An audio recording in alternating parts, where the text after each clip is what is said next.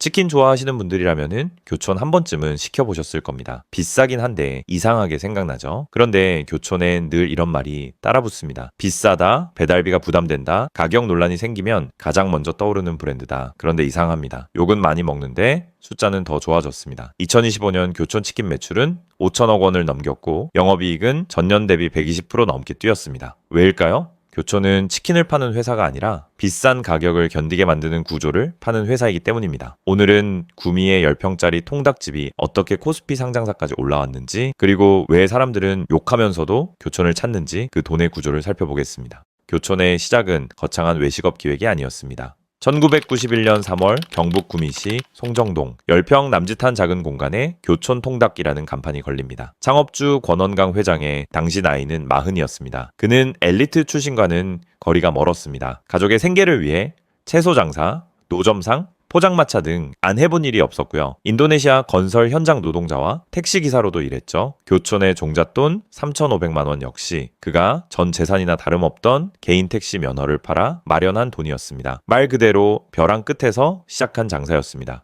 처음엔 쉽지 않았습니다. 하루에 치킨 한 마리도 못 파는 날이 적지 않았습니다. 그런데 여기서 권 회장은 남들과 다른 길을 택하는데요. 당시 치킨 시장은 달콤한 양념치킨이 주류였는데 그는 간장과 마늘을 조합한 소스에 집중했습니다. 가장 한국적이면서도 질리지 않는 맛. 이 선택이 훗날 교촌의 출발점이 됩니다. 이름도 의미심장합니다. 교촌 말 그대로 향교가 있는 마을이라는 뜻입니다. 그냥 동네 통닭집이 아니라 조금 더 한국적이고 조금 더 품격 있는 브랜드를 만들고 싶었던 거죠. 초창기부터 지금까지 회자되는 일화들도 있습니다. 검색창이 없던 시절 권 회장은 틈만 나면 일일세 전화를 걸어 교촌통닭 전화번호가 몇 번인가요? 라고 반복해서 물었다고 합니다. 가게 이름을 사람들 머릿속에 남기기 위해서였죠. 매장 운영 방식도 달랐는데요. 단체 손님이 와도 기존 손님을 먼저 챙겼고요. 배달할 때는 치킨이 식을까봐 한여름에도 에어컨을 끄고 달렸다는 일화도 유명합니다. 교촌은 처음부터 싸게 많이 파는 브랜드가 아니었습니다. 닭 한 마리를 팔아도 그걸 그냥 간식이 아니라 하나의 요리처럼 느끼게 하려 했죠. 구미에서 입소문을 탄 교촌은 1990년대 후반부터 본격적인 전국 확장에 나섭니다.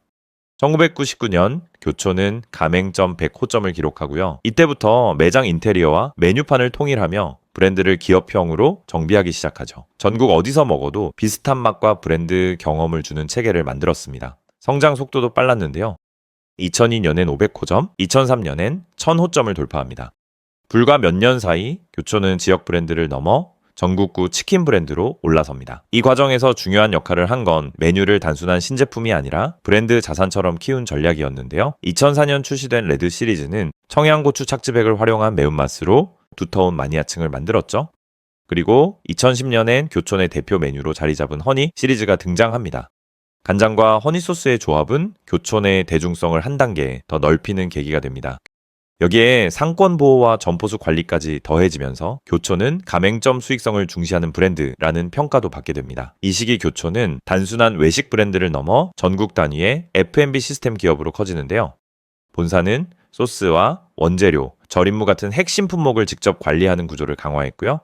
이후 2012년엔 절임무 제조 자회사 KMP푸드를 설립하기도 했습니다. 그리고 2022년 11월 12일 교촌 F&B는 코스피 시장에 입성합니다. 국내 치킨 프랜차이즈 가운데 최초 상장이었죠.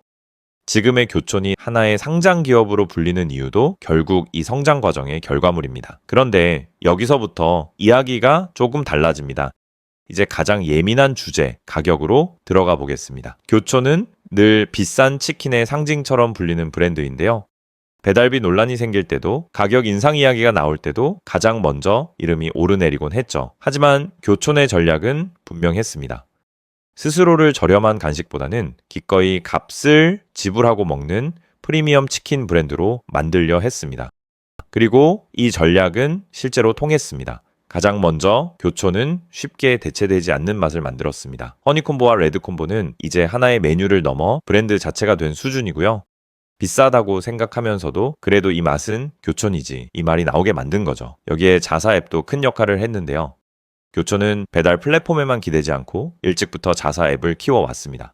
덕분에 고객 데이터를 직접 쌓고 주문 구조도 더 직접 관리할 수 있게 됐고요. 겉으로는 치킨 회사 같지만 안으로 보면 플랫폼 방어전도 함께 벌이고 있습니다. 공급망 관리도 빼놓을 수 없습니다. 교촌은 소스와 원재료, 유통 구조를 본사 중심으로 촘촘하게 관리해 왔습니다. 품질을 일정하게 유지하면서도 수익 구조를 더 안정적으로 가져갈 수 있는 방식이죠. 고객이 사는 건 단순히 치킨 한 마리가 아닙니다. 교촌이라는 브랜드가 만들어 놓은 익숙한 맛, 주문 경험, 그리고 신뢰를 함께 소비하고 있는 셈입니다. 그렇다면 이 구조는 점주 입장에서는 어떻게 보일까요? 2024년 정보공개서 기준 교촌의 전체 점포 수는 1362개인데요. 이 가운데 가맹점은 1361개, 직영점은 1개입니다. 사실상 교촌은 직영 브랜드가 아니라 전국 가맹 네트워크로 움직이는 브랜드라는 뜻이죠. 평균 매출도 꽤 큽니다. 2024년 기준 가맹점 평균 매출액은 연 7억 2,726만 원이죠. 월로 나누면 약 6,060만 원 수준이고요. 숫자만 놓고 보면 교촌은 여전히 점주 입장에서 매출 볼륨이 큰 브랜드입니다. 다만 진입장벽도 낮지 않습니다. 정보공개서상 창업비용은 약 1억 3천만 원인데요. 치킨 프랜차이즈 평균 창업비용과 비교해도 높은 편이고 교촌은 누구나 가볍게 들어갈 수 있는 브랜드라기보다 높은 초기 부담을 감수하는 대신 비교적 큰 매출을 기대하는 프리미엄 가맹 모델에 가깝습니다. 점포 흐름도 흥미로운데요. 2024년 신규 개점은 12개였지만 계약해지는 28개였습니다. 반면 명예 변경은 124건이었죠. 이 말은 교촌이 지금 공격적으로 점포를 늘리는 브랜드라기보다 이미 큰 네트워크를 유지하고 재편하는 성숙기 브랜드로 볼 수 있습니다. 그런데 교촌의 성장 과정이 이런 숫자와 구조만으로 설명되는 건 아닙니다. 화려한 실적 뒤엔 짙은 그림자도 있었습니다. 가장 뼈아픈 대목은 오너 리스크였는데요. 2018년 창업주 친인척 임원의 폭행 논란이 불거지면서 브랜드 이미지는 큰 타격을 입었습니다. 정직과 상생을 강조해온 기업이었기 때문에 대중의 실망감도 더 컸습니다. 이후 권 회장은 사과했고 교촌은 전문 경영인 체제로 전환하며 쇄신에 나서게 되죠. 소비자와의 소통 과정에서도 실책이 있었습니다. 2025년 불거진 이른바 슈링크플레이션 논란입니다. 순살 메뉴의 중량을 줄이고 원육 구성을 바꿨다가 소비자의 거센 반발에 직면했습니다. 결국 교촌은 정책을 철회하고 원상복구를 선언했지만 프리미엄 브랜드 이미지에도 적지 않은 타격을 남겼죠. 협력사와의 갈등도 있었는데요. 전용유 공급 협력사의 유통 마진을 일방적으로 낮췄다는 이유로 공정거래위원회의 제재를 받았고요. 법원에서도 불리한 판단이 나오면서 상생을 강조해온 이미지와 상충한다는 비판을 받았습니다. 최근엔 일부 가맹점의 배달앱 가격 책정을 둘러싼 이중가격 논란도 불거졌죠. 이 논란들의 공통점은 분명합니다. 교촌의 프리미엄 구조는 결국 소비자의 신뢰 위에서 작동한다는 점인데요. 그리고 그 신뢰가 흔들리는 순간 교촌의 강점이었던 비즈니스 구조 역시 함께 흔들릴 수밖에 없습니다.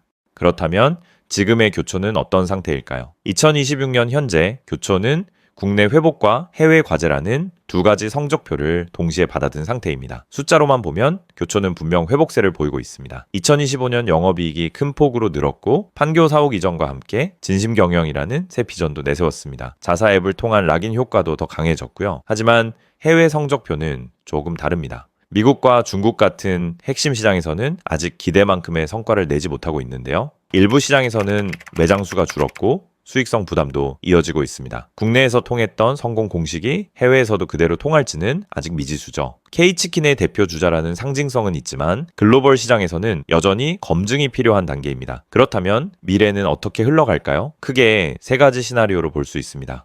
낙관 시나리오는 자사 앱이 독자적인 주문 채널로 더 강하게 자리 잡는 경우인데요. 배달 앱 수수료 부담을 줄이고 고객 데이터를 더 정교하게 활용할 수 있다면 교촌은 단순한 치킨 프랜차이즈를 넘어 데이터 활용 역량이 강한 F&B 기업으로 진화할 수 있고요. 여기에 해외 법인까지 흑자 전환에 성공한다면 기업 가치는 한 단계 더 올라갈 수 있습니다. 기본 시나리오는 국내 가맹 사업의 높은 수익성을 유지하면서 현재 위치를 안정적으로 지키는 경우입니다. 폭발적인 성장은 없더라도 탄탄한 브랜드력과 현금 흐름을 바탕으로 내실 경영을 이어갈 가능성이 큽니다. 위험 시나리오는 가격 저항선이 무너지는 경우인데요. 원가 상승 부담이 계속 소비자 가격에 반영되다가 어느 순간 소비자가 이건 너무 비싸다라고 느끼는 지점에 도달하면 교촌의 프리미엄 구조도 흔들릴 수 있죠. 특히 대체재가 더 강하게 떠오를 경우 그 속도는 더 빨라질 수 있습니다. 정리하면 교촌의 이야기는 단순한 치킨 브랜드의 성공담이라기보다 한국 프랜차이즈가 어떻게 브랜드를 만들고 그 브랜드로 어떻게 가격을 설득해 왔는지를 보여주는 사례인데요. 이제 중요한 건 교촌이 얼마나 더 비싸게 받을 수 있느냐가 아니라 앞으로도 소비자에게 그 가격을 납득시킬 수 있느냐겠죠. 여러분은 어떻게 보시나요? 교촌은 앞으로도 프리미엄 브랜드로 남을 수 있을까요? 아니면은 이제는 다른 전환점이 필요한 시점일까요? 댓글로 여러분 생각 남겨주시고요. 오늘 영상이 좋으셨다면 구독과 좋아요로 응원 부탁드립니다.